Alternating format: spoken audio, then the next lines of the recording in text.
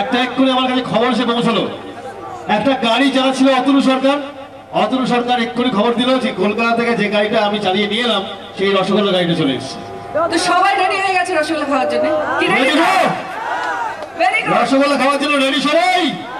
তাহলে চলুন, আর দেরি কিস বাত কি, हम तैयार है, रसगोल्ला भी हाजिर है। रसगोल्ला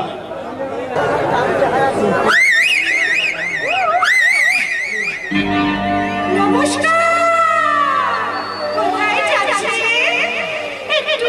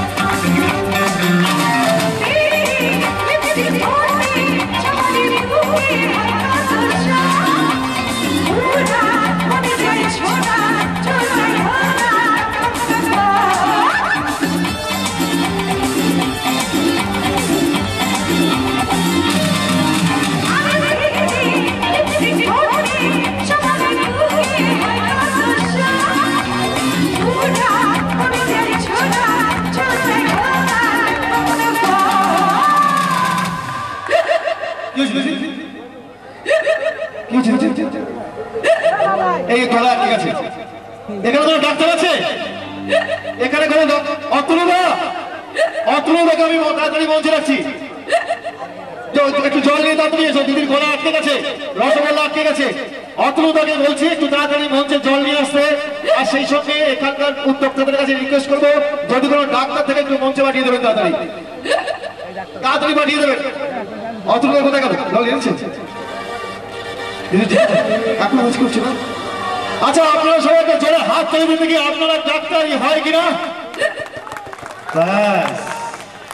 আমি রসগোল্লা, আরে